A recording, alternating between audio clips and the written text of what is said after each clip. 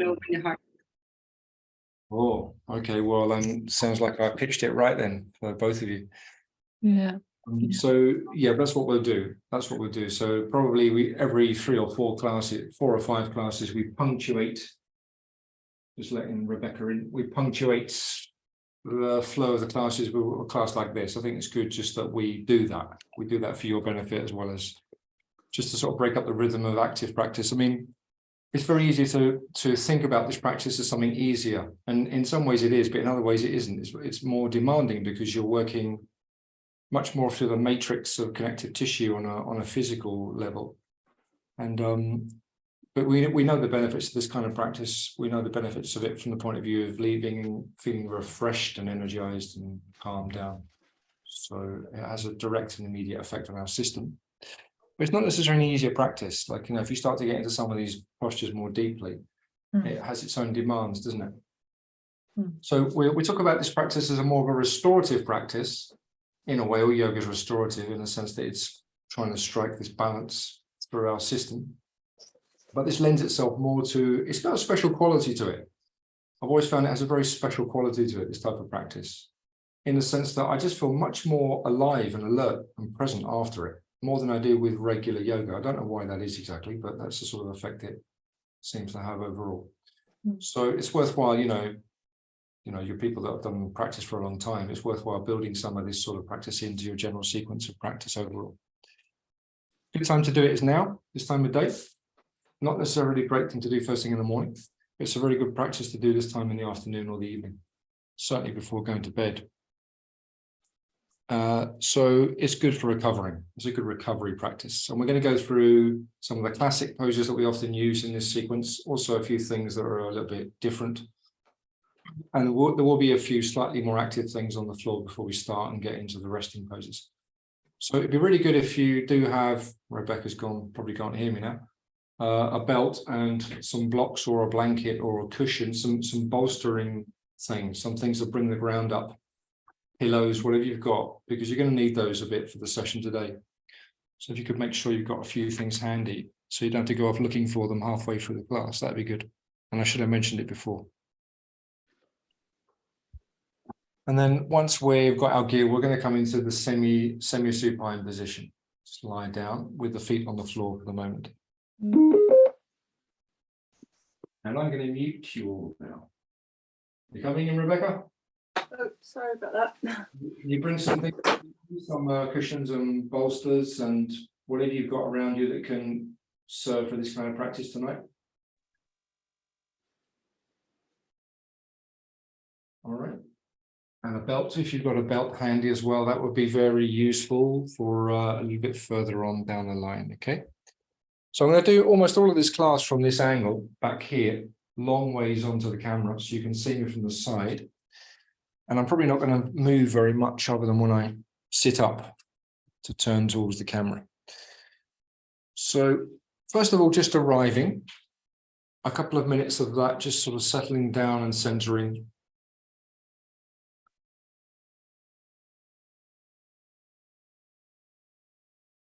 Touching the ground through the back of the body, through the pelvis.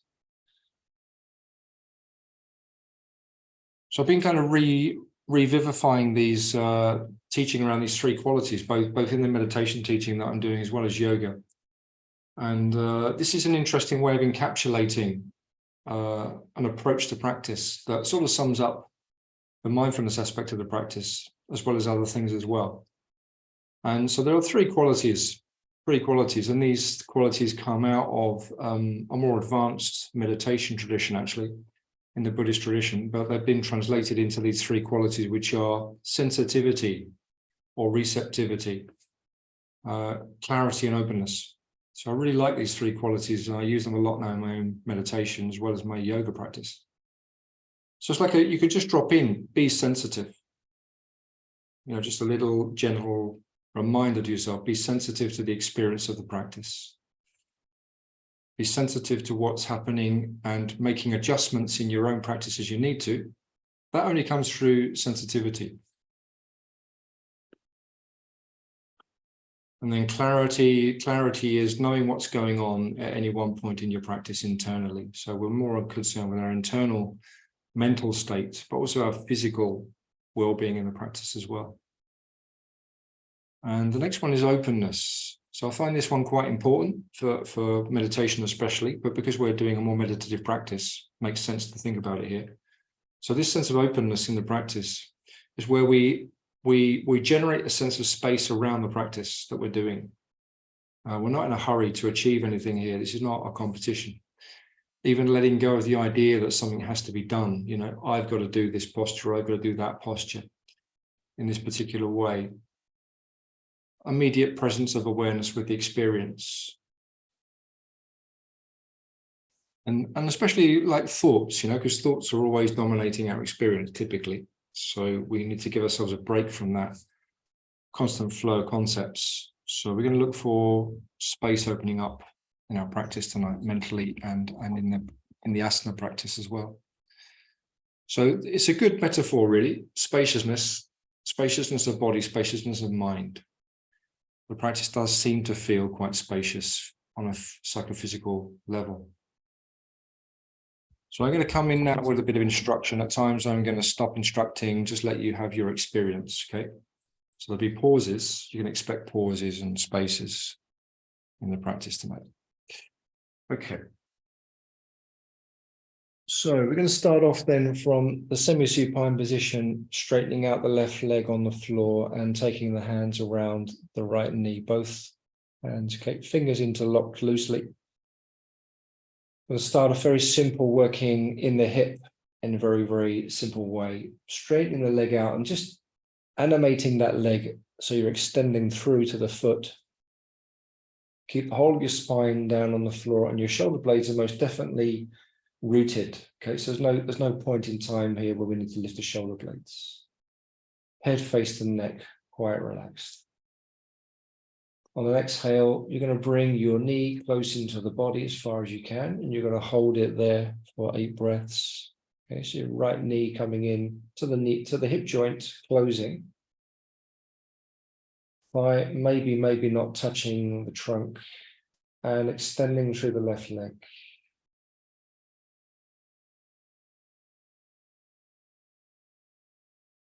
So being conscious of the breath, using the breath as we do as a touch base throughout the practice, as we come back to that from time to time.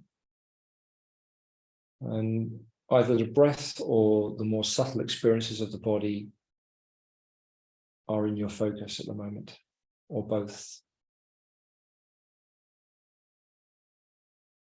So we are just giving ourselves, for the first 10 minutes, just arriving on the mat here, okay? And take your hand inside the knee, so right hand inside the right knee, and you're going to draw your knee out to the side. You're going to ground the left buttocks, the left buttock doesn't lift. And you're just going to gently press your knee towards the floor, okay? So whenever we do a movement like this, we always bring into play the sacroiliac area. So there's a tendency here to slightly compress into the sacroiliac. But what we're focusing on mainly is just that inner opening of the groin.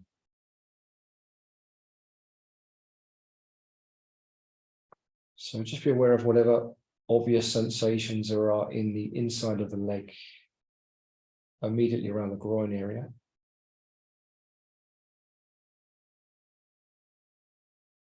Gently extending into the straight leg as before.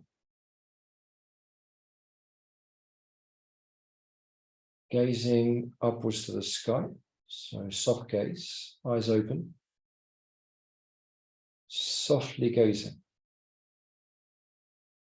So you can play with this idea of the dristi. The dristi is termed as the gaze.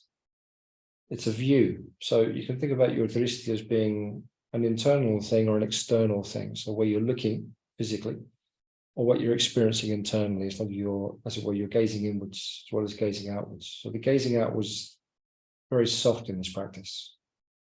No hard looking at anything. Now take your right hand underneath the right knee. Okay, so we're going to switch from here into a twist. So we're going to bring our whole pelvis just slightly further. First of all, bring the leg up. So you bring the leg up, so the foot's on the floor. Then take your pelvis over to the right side, just a few centimeters. Okay, keep extending into your left leg. And then you're going to bring your thigh up and then over towards the left side. So you cross the body completely with the right leg coming to the left side, keeping the right knee bent. Now extending your right arm out at the height of the shoulder, palm up if you like, palm down if you like. And if you can gaze gently towards the right side, that's good. If not, just look up, okay? So again, you're grounding the shoulders, extending into the straight leg gently. And then you're pressing down just ever so gently on the knee. This time the outside of the knee.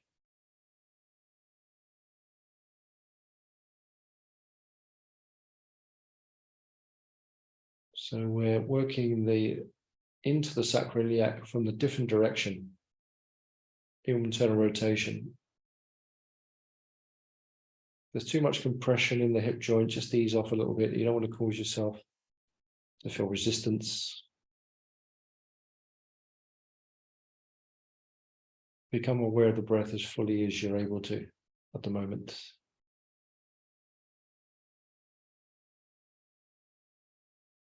And we're just gradually bringing ourselves onto the mat fully. So the sensitivity phase of the practice is really that. It's opening up and being receptive, being curious,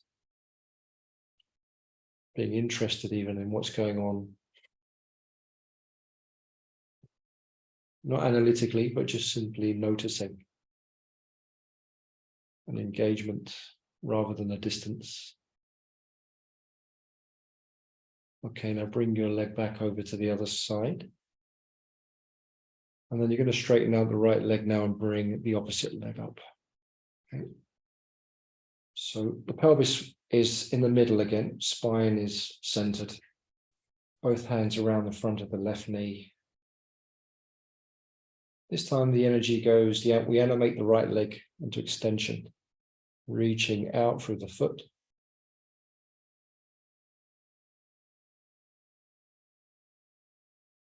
The whole vertebral column is resting on the floor and the shoulder blades. So the shoulder blades are back, front chest is even slightly open, gazing up to the sky.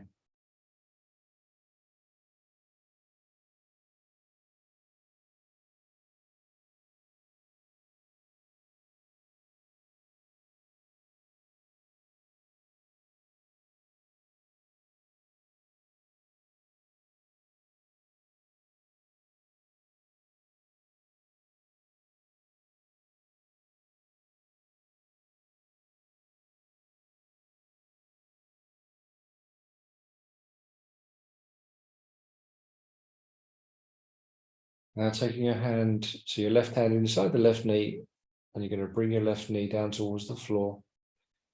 Extending your right arm out to the right side if you want. Making some efforts to ground the right buttock.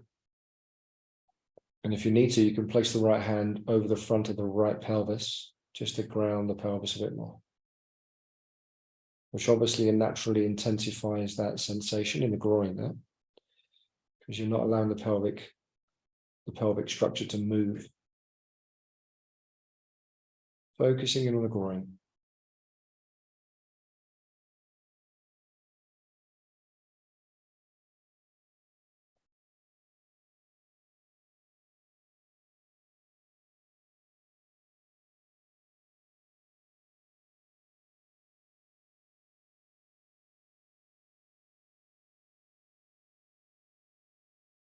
So sensitivity to what's going on in the body. The changing factors within our experience are what we're sensitive to. So we're not trying to fixate on a thing that's happening. Rather, we're aware broadly of these different things that are going on and changing. Okay, take your hand underneath your left knee, and you're going to roll the left knee all the way over across the midline to the right side. Moving into a twisting action. You can adjust your pelvis first of all before you do that. Keep on working to animate the leg, keep the leg straight beneath, and then extend your left arm out to the left side. That just adds an extra dimension to the whole process of twisting. Yeah. Weighing down the left leg with the right hand gently. See if you can ground the shoulder blades really fully. Gazing up or gazing to the left side as seems okay for your neck. Keep the face rested. Keep the root of the tongue relaxed. Keep the eyes open. So be aware of not tensing up around the senses, around the sense organs of the face.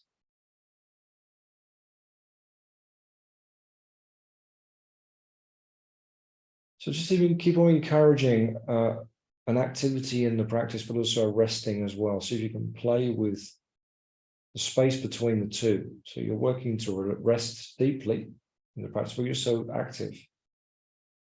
Doesn't seem like a contradiction.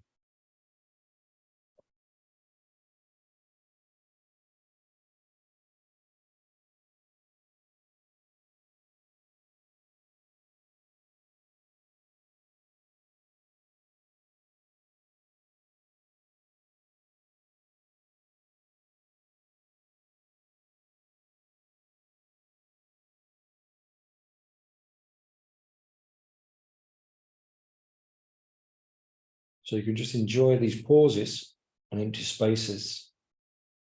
Try to keep your mind present to your experience so that when my voice stops, your mind doesn't just spin off into a spacing out or something. So your attention and your presence of awareness is what makes this practice worthwhile.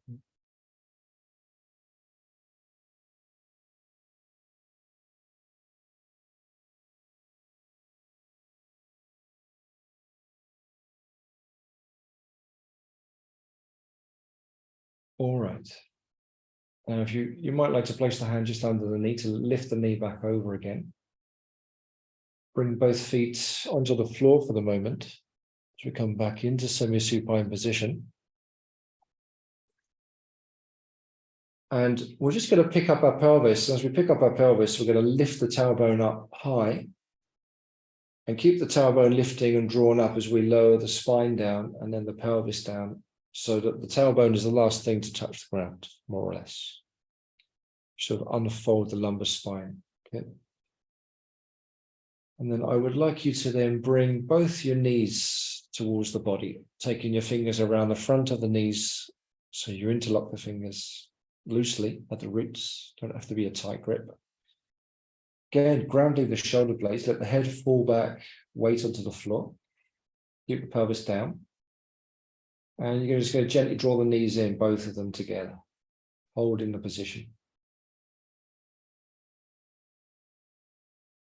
So you're dropping your tailbone as much as you can. And this sometimes feels like a little bit of a lengthening of the lower abdomen away, or the pelvis goes down, even as the knees come in. You can feel that as a subtle adjustment. Lumbar spine is grounding itself. Pelvis dropping down.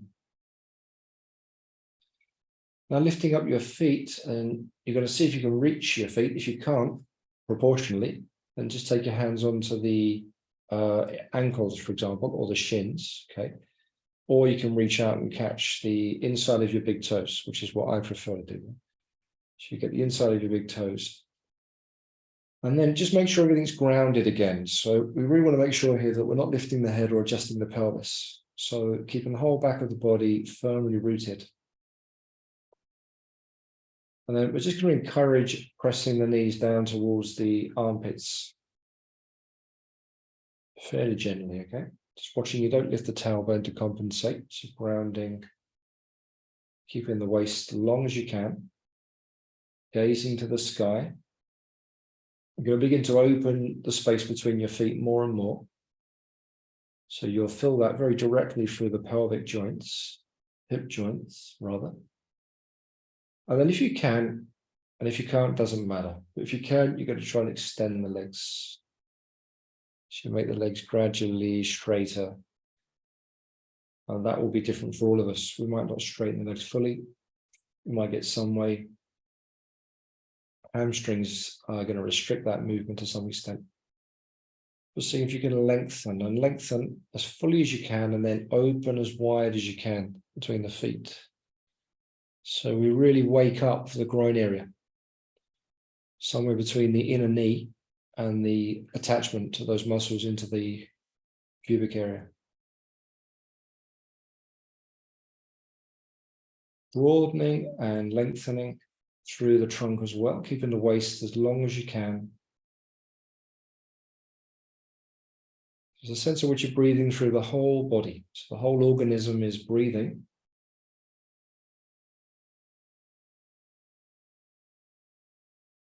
And as we're even actively working here a little bit, we're also trying to rest. So rest the gaze, rest the tongue. Keep the breath smooth and steady. That keeps us in a state of alertness, relaxation.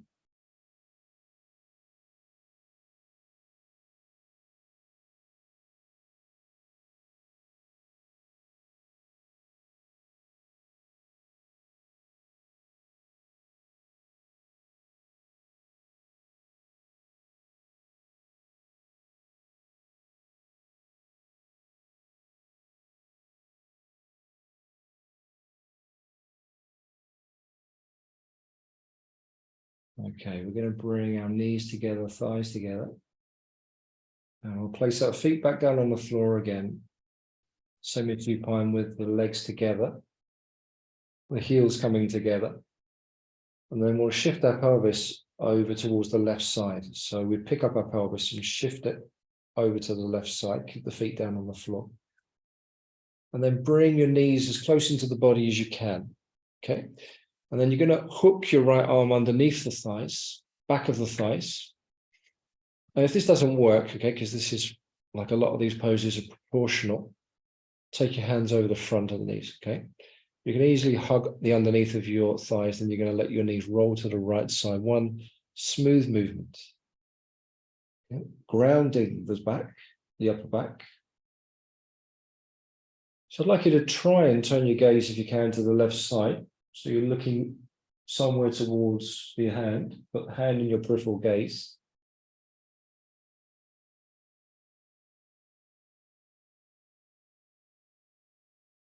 Breathe the posture through.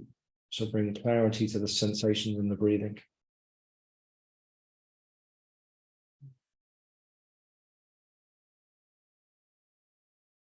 Yielding through the upper back. Yielding through the head, through the neck. Gazing gently. Eyes are not forcefully looking at anything in particular. So it's much more like the attention is inward. And the eyes are just resting on whatever they're in the direction they're in.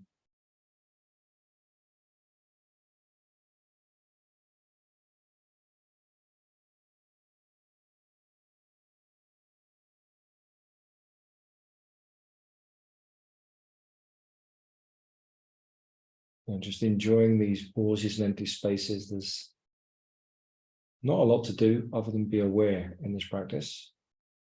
A bit of effort goes into technique, method. Otherwise, it's really just turning on the presence of awareness, being interested in the process.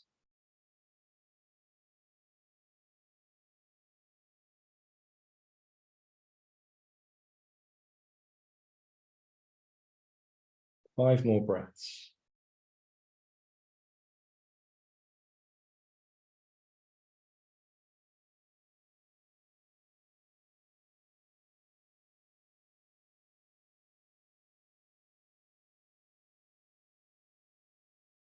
And after 5 more breaths, we're going to want to unhook our arm, probably because it gets a bit tired. Bring the feet back into on the floor, pelvis in the center. And then if you'd like you to pick up your pelvis and shift it to the right side. And then bring your knees as close in as you can again, and same thing. Take the arm underneath. And then roll one smooth movement, no hesitation. Go straight to the left side, looking to the right side. Grounding the back again from the opposite direction. Soft gaze, soft root of the tongue.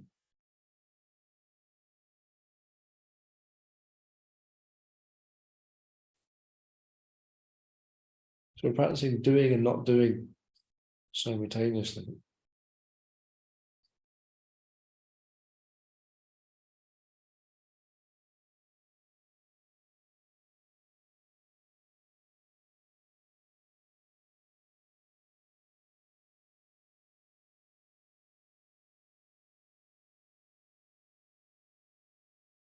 So there's always more to do in terms of letting go. You can always go a bit further into letting go, exploring that.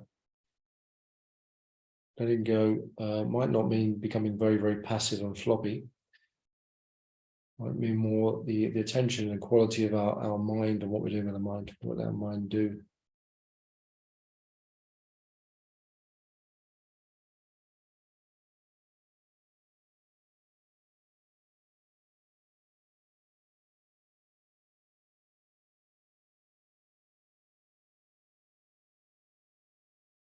Is it any different on this side to the other side, or is there a sense in which it's easier, more difficult?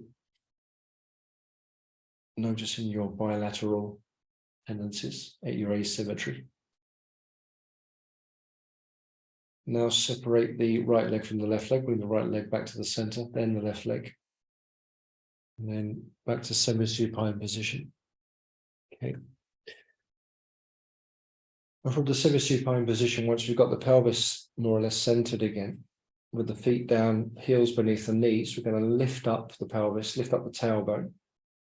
And once again, just sort of lengthen out the lumbar and bring that back down on the floor and let the tailbone be the last thing to come down. Yeah.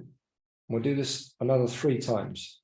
So press down with the feet, lifting the spine all the way up to the point at which we come to the shoulder blades, and then we release the spine down from the shoulder blades all the way to the tailbone.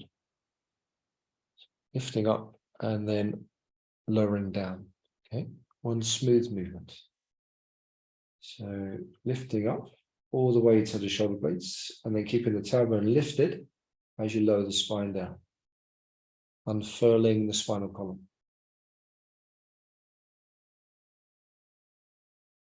Do that again. Try and keep the sense of movement, continuity. No pauses.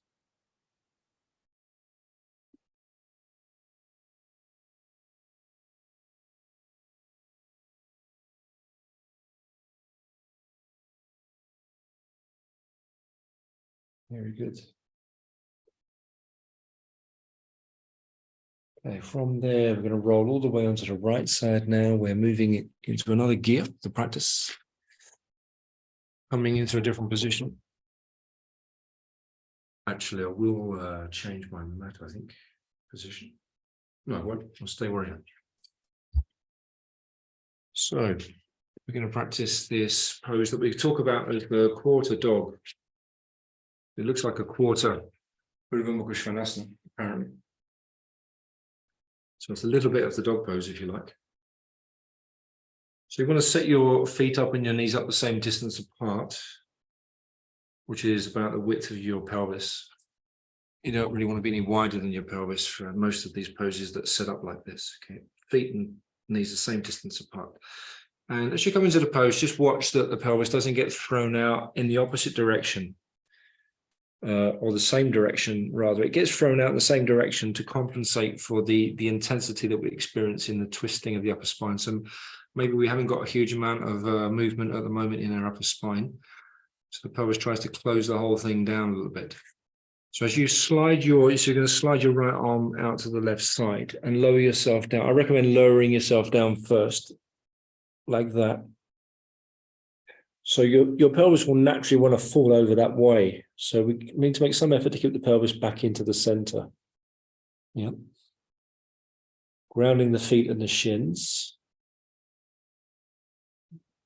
And keeping the chin away from the chest so that the neck is long on the side of the floor. Yeah. From there, you can choose to place your hands together with your arms straight out in front of the heart. If you want, you can bring your the left arm above you, like that. A lot of people like to practice it this way. So I'm just going to recommend these 2 ways. There are other ways, but they become more dynamic. So we're going to try and rest the pelvis into the center, keep the pelvis into the center. So there's a bit of effort required there. Rounding the shoulder, lengthening the upper arm above,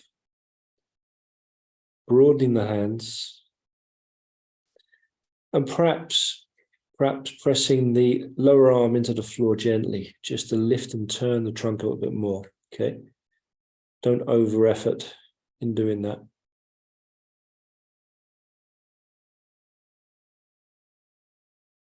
And then we come back to the breath again and we key into the breathing with sensitivity, awareness, a sense of space around the posture.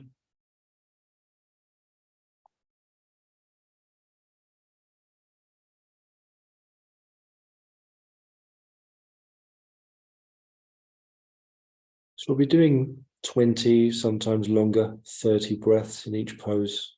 So giving ourselves time to experience properly what's going on in each position.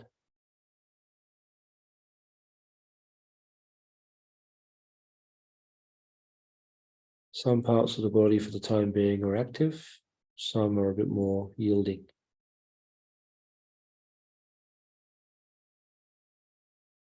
Softening the gaze, softening the root of the tongue.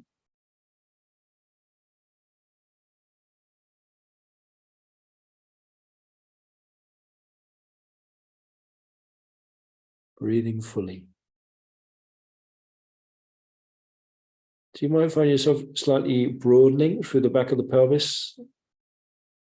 As the knees ground, gives you a chance to sort of broaden the back of the pelvis rather than clenching the buttocks to hold it in to the center.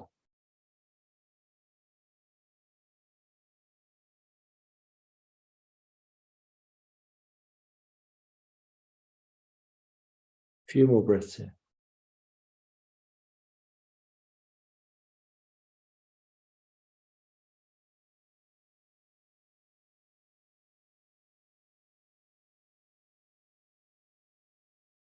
Okay, moving out, we're going to slide the upper hand down to more or less where the chin is.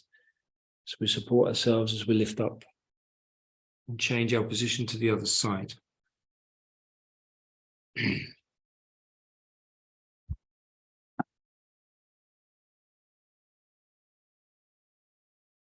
So before coming into the other side, just before going in, if you haven't gone in already, I'm just going to suggest doing some cat-cow. We'll do 5 of those.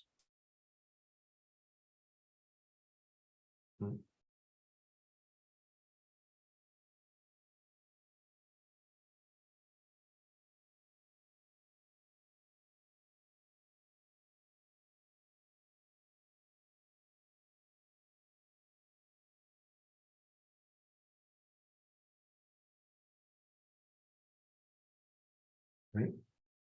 And with the knees and the feet spaced at the same distance again, we're going to slide our arm straight out, no hesitation.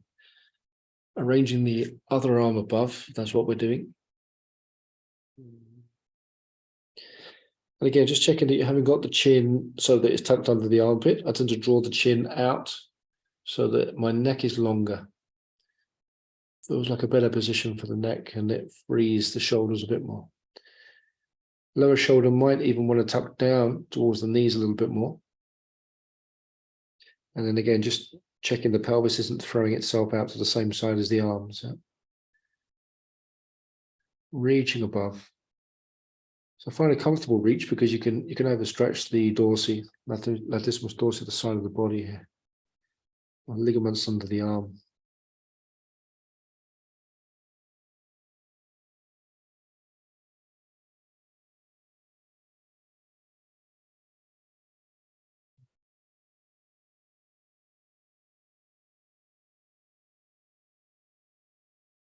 Breathing in, breathing out with clarity, with sensitivity to the body. And you adjust as you need to adjust that.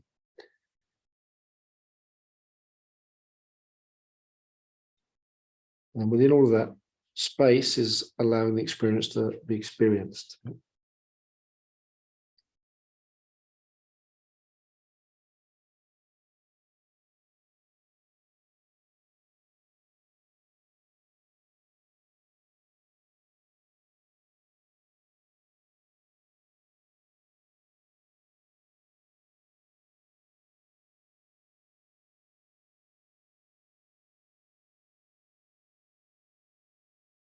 A few more breaths.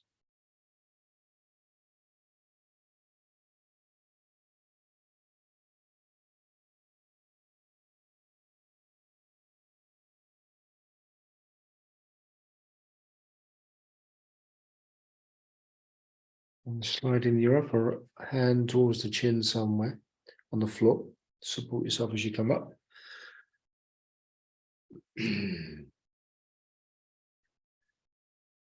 Okay, and then 5 times again, repeating the cat-cow sequence.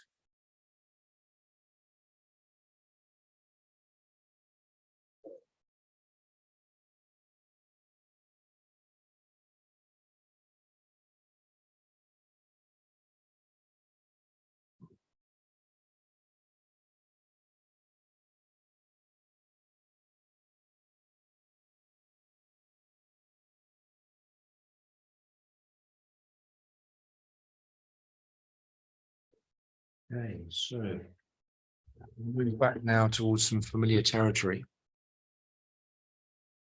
So we'll take our support, whatever we've got, preferably a cushion and a block maybe as well, or 2, or a pillow. And whatever softest of the structures you've got, you want to put that above, not beneath. Okay, you don't really want to be lying your body sideways over a block because they can quickly become uncomfortable. So put a blanket over that or something. You want about that much height, which is like about 7-8 centimeters. And then preferably something to rest your head in as you come over sideways. So the way we arrange ourselves into this should be familiar with most of you. Have done quite a bit of this on the course and on retreats. So we're going to move into some lateral work, starting off with a more passive pose. You bring your knees up, so your knees are perpendicular to your trunk, one leg on top of the other preferably. And then when you fold over, you want the side ribs resting on the structure, not your belly and not your upper ribs, not too far up, okay? And you come over. So it should be enough of a sense of a stretch, from bearing in mind you're going to take your arm over, which will then intensify the whole thing anyway. It's important to have something to rest the head on. Okay, otherwise the head goes down too far and it just quickly starts to pull on the ligaments at the side of the neck and it's not at all comfortable, not desirable. Okay, so the setup for this takes some getting used to because it's like a slightly awkward position to be in initially. Bring the arm up and over. So bring the arm out laterally from the side of the body and take the hand onto the forearm. And then this word traction comes into play. So traction is where you're drawing the joint out slightly, just slightly pulling on the arm. Okay, this is very slight. Shouldn't require a lot of intense effort to do that because it's already stretched out anyway. You're just encouraging a little bit more of that lengthening out. So you activate the stretch through the intercostals all the way down to the pelvis. So notice where you feel that, and notice if there's a way that you can intensify it if need be. Might be enough already. So this time your gaze is just out to the side.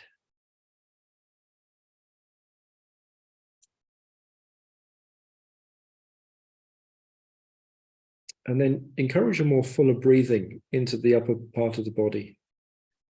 So the bit that's open, the left side of the body in my case, breathing into the ribs.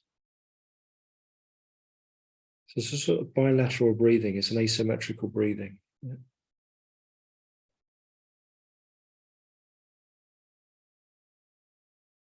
Try to rest the head as much as you can and keep the face, the organs of the face soft. Eyes, root of the tongue.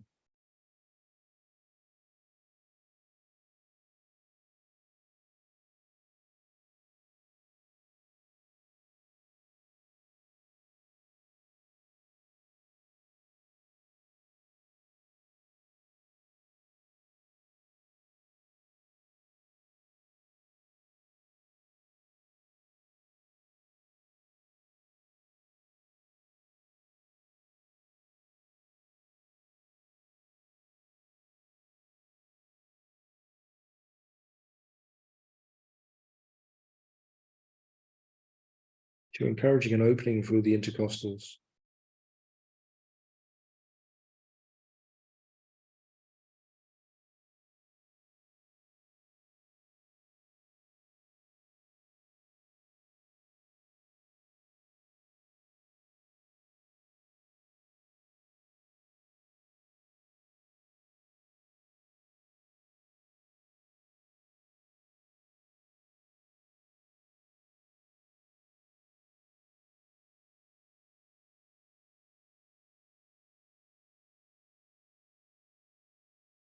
And it gets a little bit more intense as you roll back slightly.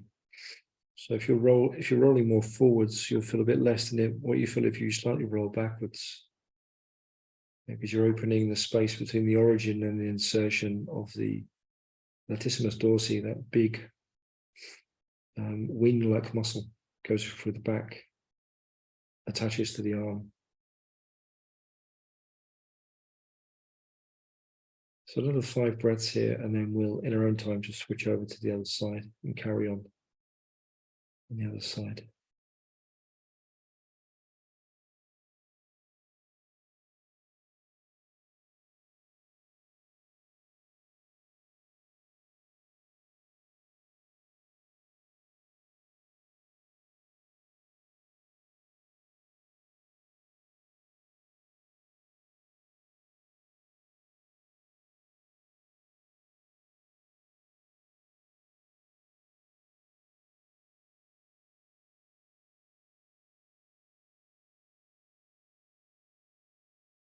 Okay, come out with ease, because you're surprisingly open and a little bit vulnerable in the spine coming out of some of these poses. So do that with care. And then do the whole setup and repeat the same thing on the other side.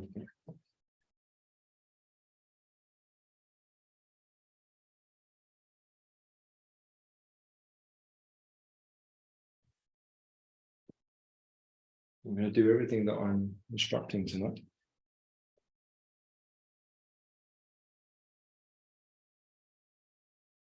Arm above, extend it out first, and then place your block underneath. Rest your head down. It's really important to make sure you've got the head resting on something. Here we go. As I say, otherwise it just quickly becomes not very viable to stay in the pose if the head's dropping down too far from the shoulders.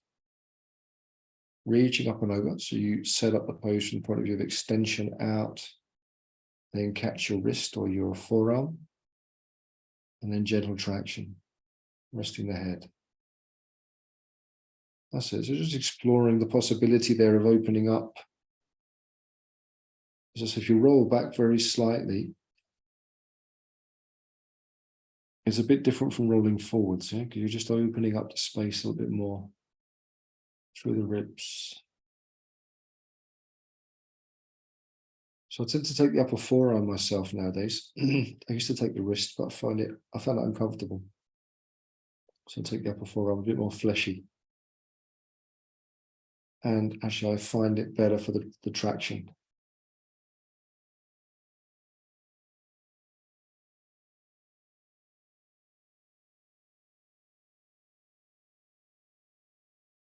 And engaging with the breath in this side of the body more fully than the other side.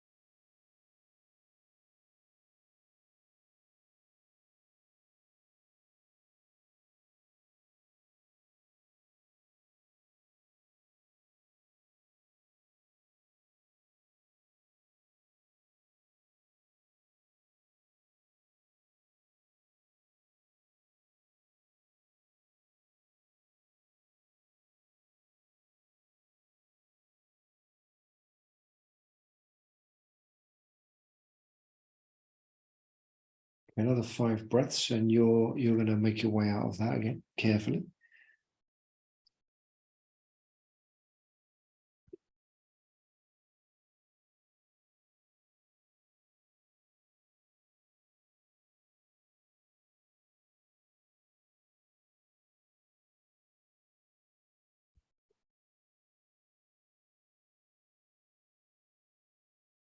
And we're going to take downward facing dog. So we'll do this twice only in the session today, before we come into the next phase of the practice.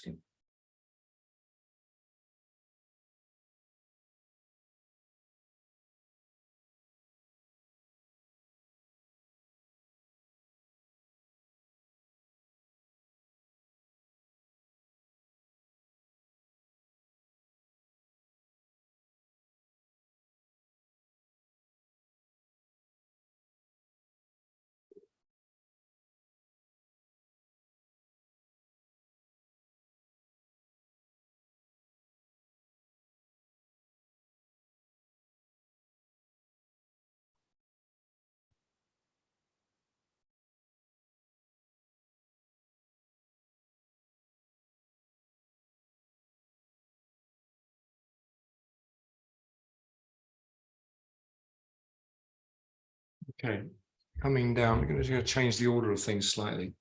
So we're coming to Sukhasana with our right leg in front of our left leg.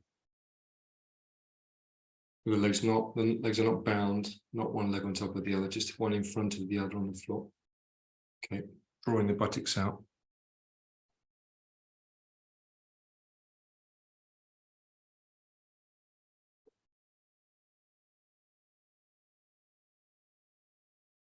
And I'm going to let our right hand slide out to the right side. So if you think of it as being starting off where the hip is, the heel of the hand just slides out to the right side. Then we bring the left arm in a straight line, in line with the trunk over.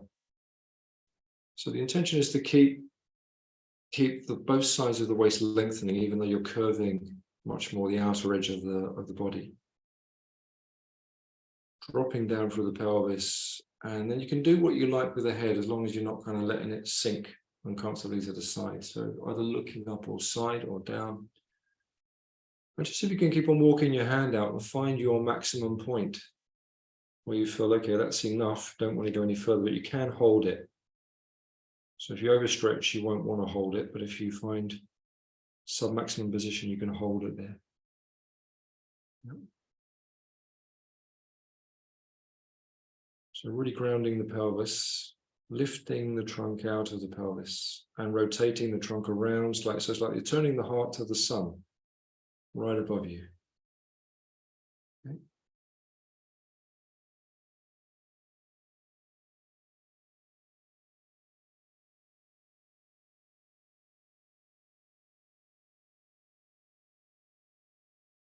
All right, on the in-breath all the way back up. Okay. I'm going to take the hand, take the feet, or the legs even, or both the feet and the legs. You can't really separate them, can you? And then change them over to the other side. And then from your heel coming out of the pelvis, slide out, keeping the grounding through the pelvis and through the legs, up and over. Walk the palm slowly out as far as you can. And watch what you do with the head, and watch the space between the shoulders, the upper shoulders and the neck, especially. So you want to keep that area as open laterally and axially as possible. When we talk about axial lengthening, we talk about the length of the spine from the bottom to the top. Appendicular and axial lengthening and opening.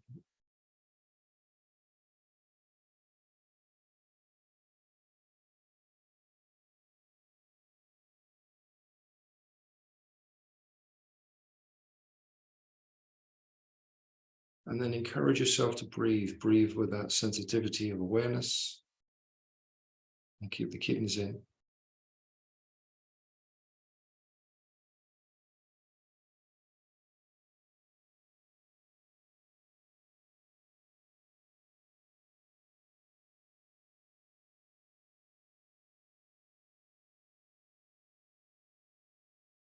And then on an in-breath, use the in-breath to carry you back up again. Okay. So we're going to keep the left leg in that position. We'll take the right leg out to the side. So you've got the left knee drawn back as far as it can be, and the right leg extending out as far as it can go in that way. So we're going to do a lateral bend towards the straight leg. That's where we're going with this. And before you come into this, think about rotating the trunk around towards the left side. Okay, so rather than just going dunk straight into a lateral bend, think about the axial lengthening of the spine, opening of the chest, rotating towards the left side, and then come into your lateral bend from there.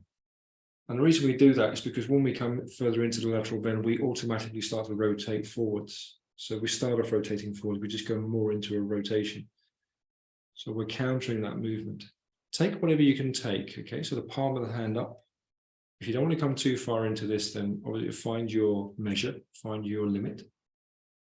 And then you may or may not want to extend the left arm up and over, okay? Because that obviously intensifies the whole thing quite a bit. So you can choose what you do. You can take the arm onto the hip, it's fine. Try to keep the pelvis grounded. So there's a sense of active lift through the trunk out of the pelvis, so we don't crumple and compress the lumbar spine. Yep. So there is some action here in the pose.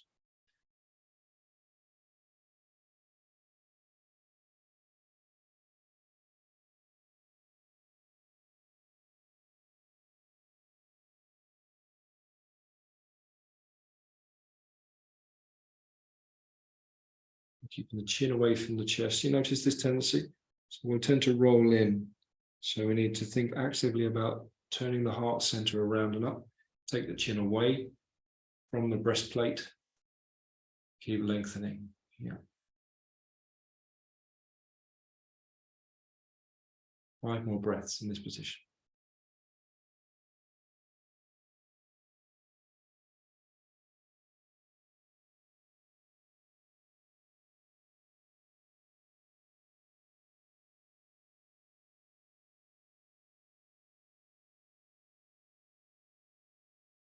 All right, coming up smoothly, carefully, easily. It's somewhat easy to get in, somewhat more difficult to get out. Carefully. I'm going to change the leg position. Okay.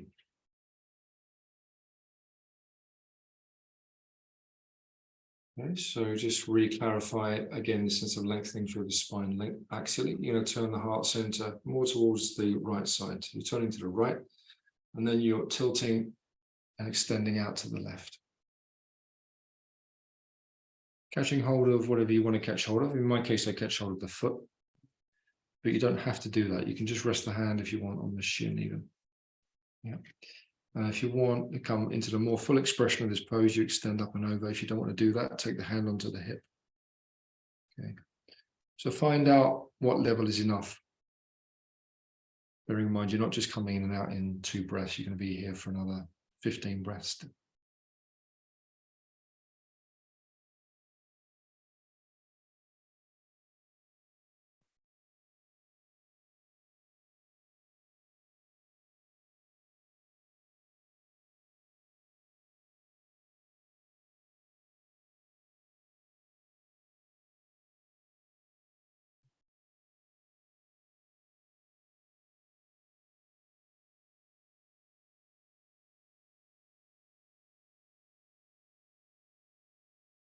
Breathing through the whole pose.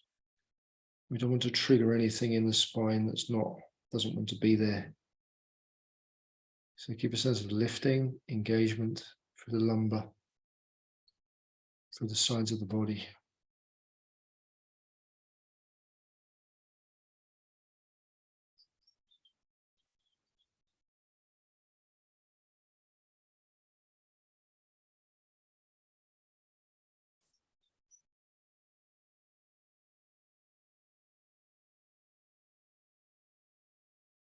Okay, smoothly coming up. Support yourself with the arm on the floor to come up. Okay, really demanding pose to come out of.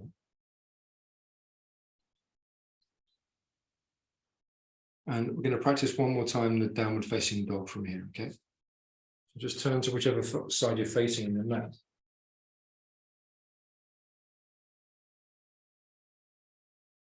And this nicely lengthens out again and balances the spine.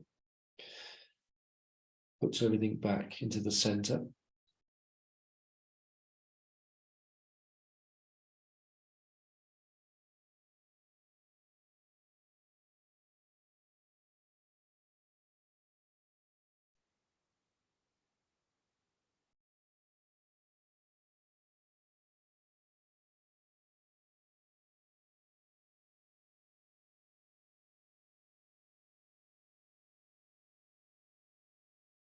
And then we're going to come down and into Virasana. So we might want to use a block for this to sit on. Bring your knees together. If you don't need to use blocks or props for sitting down in this position, that's absolutely good. Fine. If you do, that's also okay. So simple Virasana, basic pose from which we can do a lot of different things. Just realizing how time's flying. So it's not going to do that much from here. So we'll start off with a simple rotation, simple twist, and then we'll do something with the arms. We'll do Garudasana with the arms.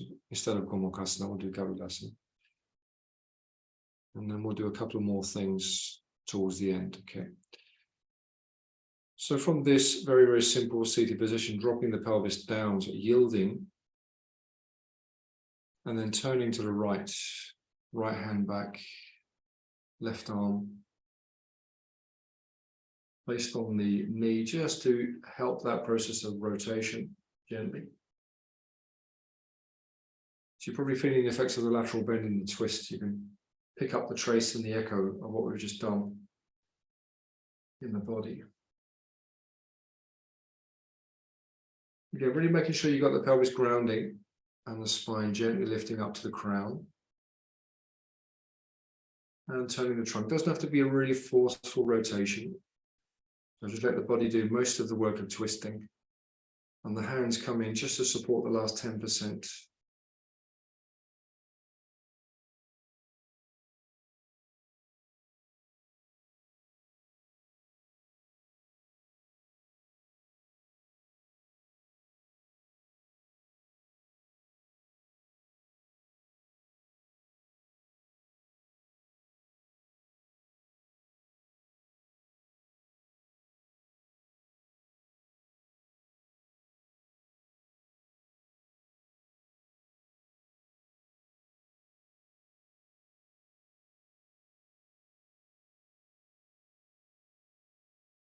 And then looking to the center, lifting up the left arm as we rotate to the left side.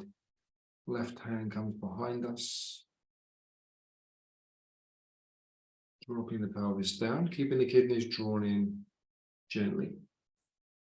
Keeping the heart center sunk in gently, so we're not thrusting chest out, not thrusting kidneys in.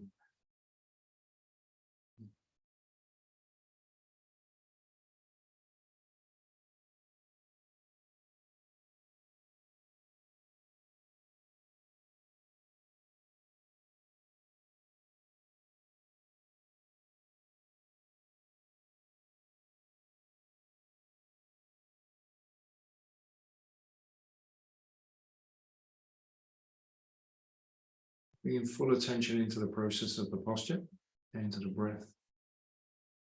Clarity of experience.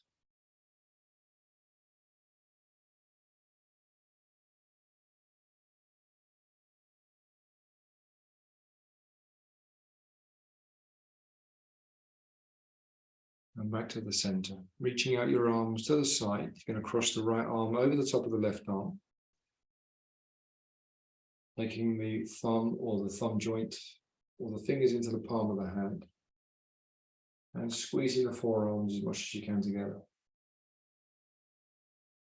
If you feel that's enough, you can just draw your attention there to that set of sensation. Okay, if you want to go more classically into the pose from here, you're going to raise the elbows and broaden the base tips of the shoulder blades.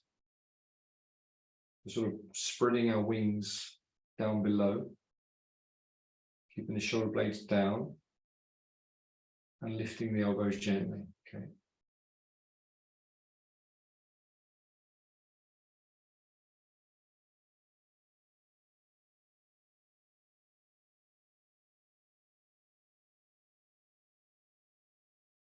Let's do this for another 6 breaths. Breathing into the area between the shoulder blades, effectively liberating that area.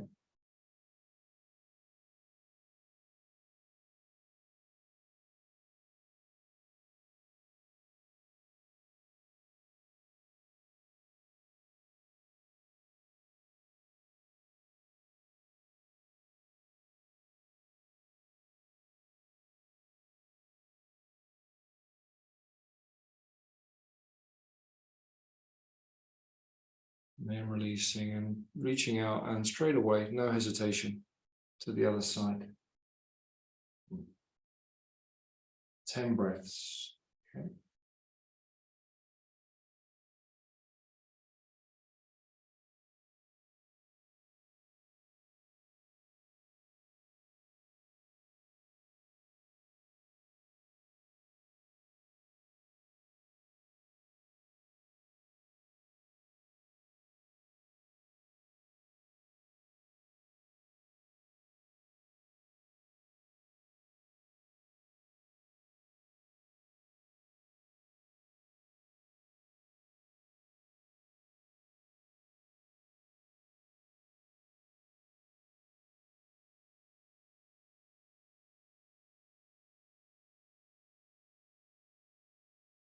And releasing out. Okay, you're going to stretch the arms out to the side. You're going to make small circles. First one way, then the other way. Circles that are small start to get bigger. And then we change direction.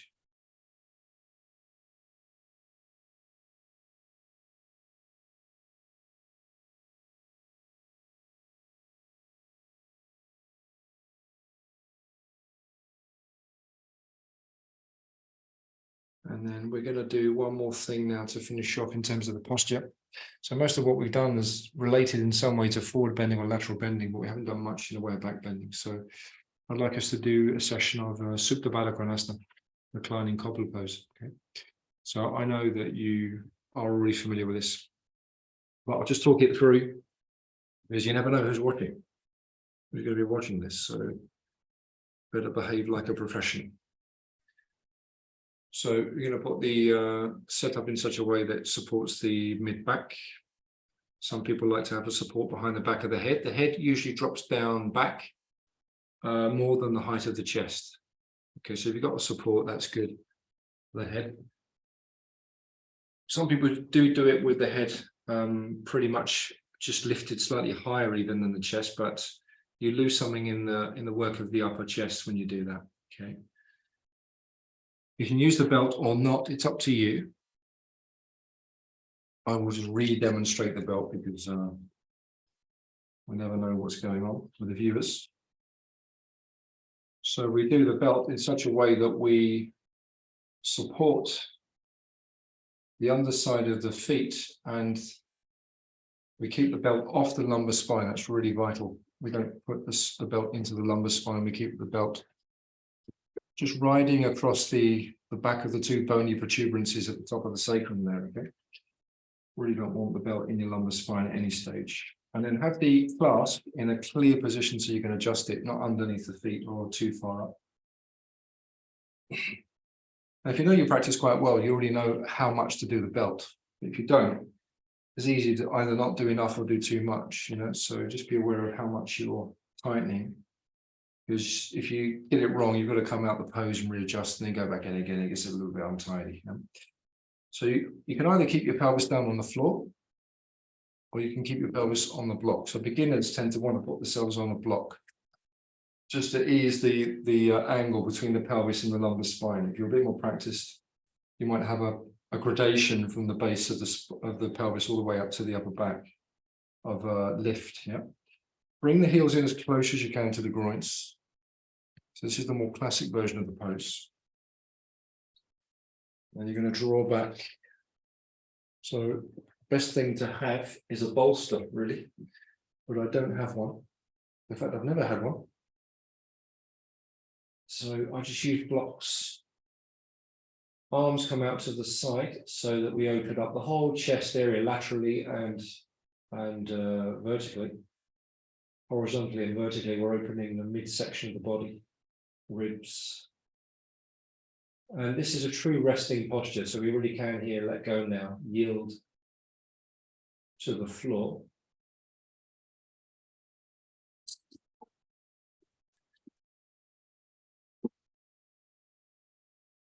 Supported by the ground. There's no need to hold on to muscular effort here now. So we're going to work to actually let go over the next 5 minutes through the body. as much as we can achieve in this session. Okay, so it might be a little or it might be quite a lot.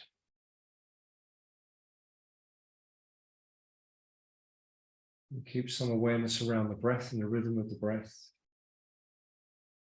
Broaden your attention base out to include your whole experience as it's unfolding. So we're aware of our inner state. So this clarity aspect of the practice is clarity of not just sensations in the body, but also sensations in the mind. What's passing through our attention? How our response to that is happening in the body.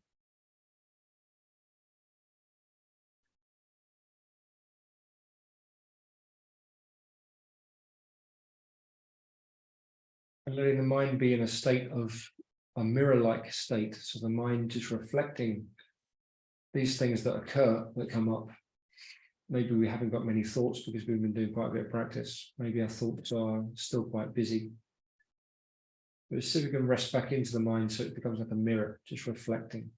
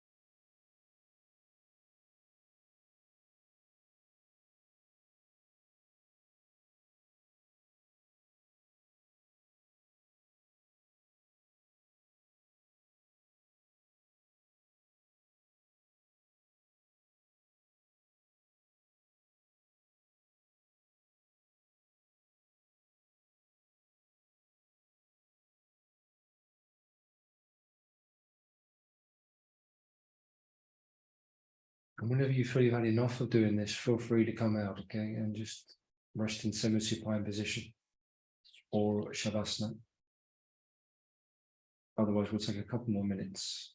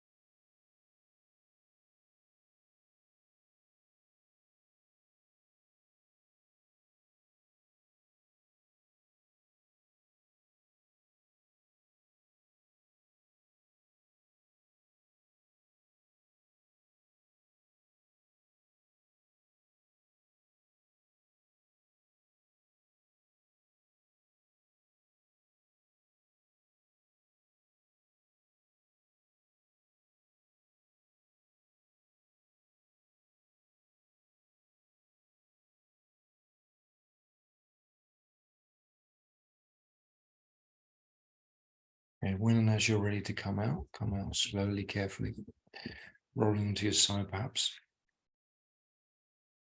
Releasing your belt.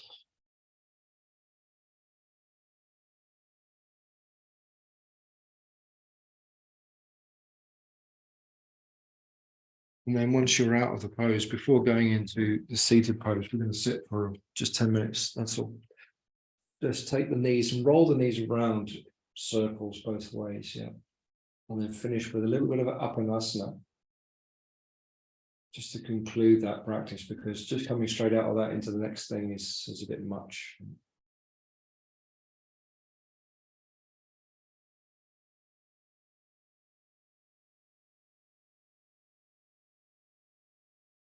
So you're just easing anything that has become uneasy in the hip joints and the back.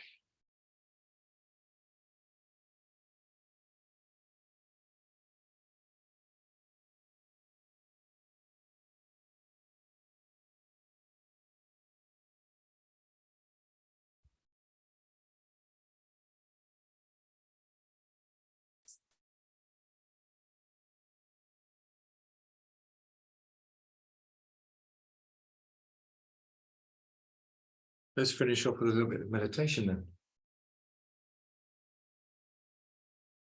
Just to conclude the practice. I mean, you're free to carry on sitting. That's the way we do these classes. So I start off with you and then I'll cut off. We're getting later and later with these classes, but that's okay. So I'll just cut off. If you need to cut off sooner, you cut off. Otherwise, I'll cut off in 10 minutes. And just carry on if you want to.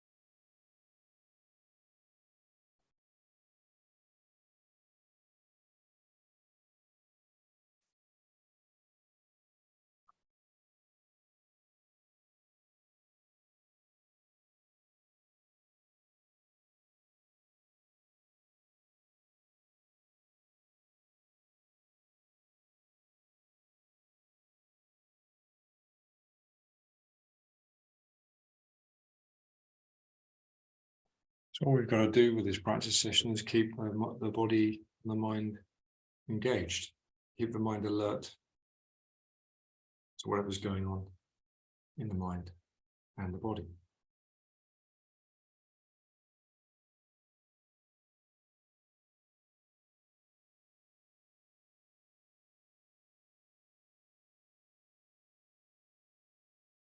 As long as we're doing that, we can't really go wrong. So just resting in experience. Use the breath if you need to. If you need a bit more of guiding.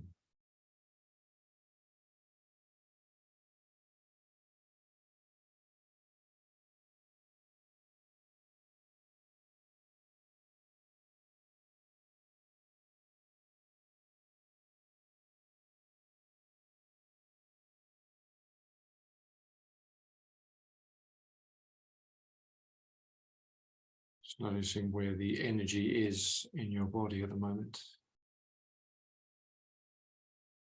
If it's predominantly up, then perhaps you just need to focus a bit more on the lower body, grounding a bit more.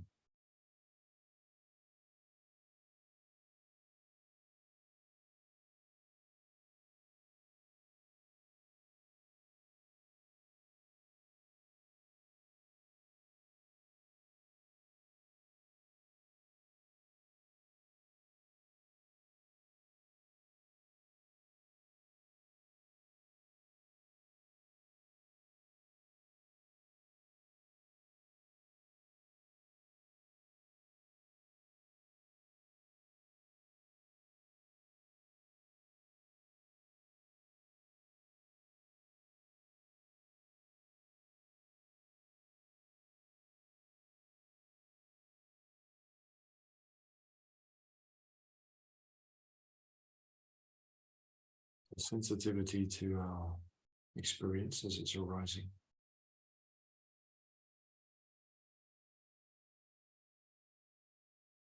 Noticing what we're experiencing. That's the clarity. And the openness is just openness. There's a space within which everything else is going on.